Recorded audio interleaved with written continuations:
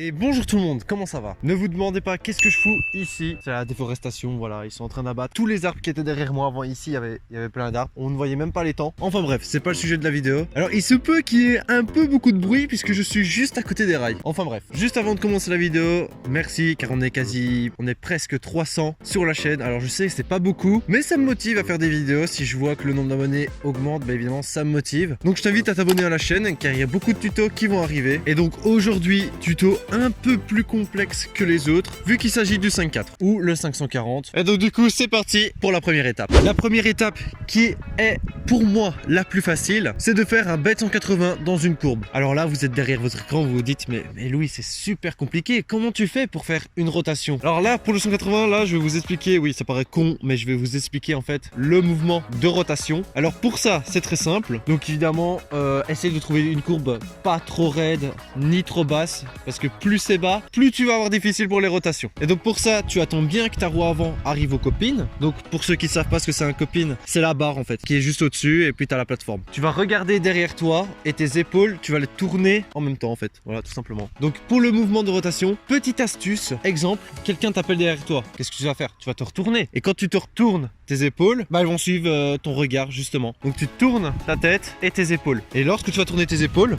évidemment, voilà, tu vas avoir ton mouvement de rotation qui va se faire. Mais une fois que tu as compris le truc, là pour la suite tu vas voir, ça va aller tout seul. La deuxième étape, c'est un peu plus complexe, un peu plus difficile, ça fait un peu plus peur. Ça consiste à faire un 3-6 dans la courbe, voilà tout simplement. Donc il faut savoir que le 3-6, avant de le mettre en flat, je le mettais déjà dans la courbe. Alors au début je sais ça fait très peur de faire un 3-6, mais c'est tout simple. Un truc que je fais souvent quand je fais 3-6 courbe, ce que tu vas faire c'est regarder vraiment le bout de l'autre courbe. Exemple, donc il y a la rampe, il y a les deux extrémités. Quand je vais faire ma rotation, je vais regarder le bout qui est juste là, donc à droite. Donc comment je vais faire? Je vais tourner au max jusqu'à voir l'autre bout, tout simplement. Nous en venons maintenant à la toute dernière étape, qui est évidemment le 5.4. Alors si tu maîtrises déjà le 180 et le 3.6, le 5.4 ça va aller tout seul. Alors ça peut paraître con, comment j'ai appris le 5.4? Tout simplement je faisais un 3.6 courbe, j'ai trop tiré, au lieu d'un 3.6 j'ai fait 3.6 plus un quart de tour. Et je me suis dit mais il y a trop moyen en fait de mettre le 5.4. Et donc voilà, c'est là que je vais vous expliquer le truc. Donc il faut vraiment que tu te sentes à l'aise en 3.6. Là il y a un train qui arrive.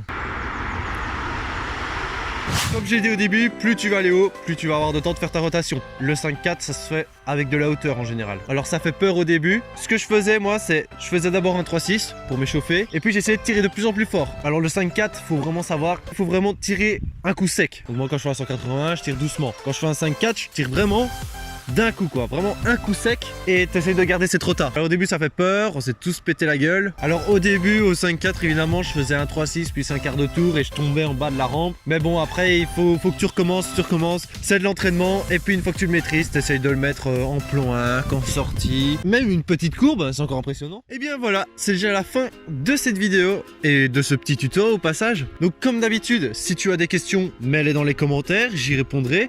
Tu peux me suivre sur Instagram, donc mon Instagram il s'affiche juste ici en dessous. Je publie souvent sur Instagram, en fait c'est vraiment le réseau où je suis le plus actif. Parfois je pose des sondages ou des questions ou quoi par rapport aux vidéos. Si tu as une idée de vidéo ou quoi, tu peux me le faire savoir en message privé sur Instagram. Donc comme je te l'ai dit au début, tu peux t'abonner pour suivre les prochains tutos. Si tu commences dans le BMX, tant mieux. Et donc sur ce, on se dit à la prochaine pour une prochaine vidéo. Si tu as des idées, n'oublie pas Instagram. Allez, ciao.